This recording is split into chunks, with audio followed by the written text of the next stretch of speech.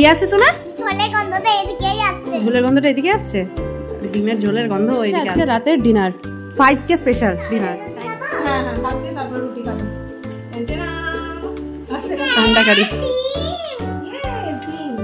তুমি ডিম খাবে না, তুমি আলু খাবে? আলু না, তাহলে ঝোল খাবে?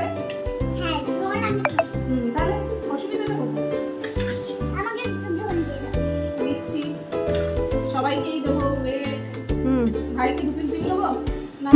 তোর ভাইকে দিতে পারিস। হ্যাঁ, ডিম ভক্ত। তাহলে ভালো কথা। আর আমাদের জন্য এক পিস। একদম। তোর ভাই ডিম ভক্ত, তোর ভাই খায় ডিম। আচ্ছা, দুটো করে দেবো? হ্যাঁ। এই আমার শাশুড়ি চষি পিঠা বানিয়েছে, খাবি নাকি? আর বললাম না আগে এটা খেয়ে পেটে যদি ইয়ে থাকে তবে খাবো কিছু। এই যে আমাদের সোনার জন্য রুটি আর ঝোল। আর ঝোল। তুমি তো বলে ভাত খাবে। এই হচ্ছে আজকে রাতের ডিনার, স্পেশাল ডিনার। ফোন কেউ নেবে না? না না, ঠিক আছে। তো আজকে আমাদের ছোটখাটো একটা সেলিব্রেশন। কি হচ্ছে ডার্লিং? এখন আমি খাই। এটা কি মেনুটা বল ভাই। সুন্দর করে ভুলে গেলি।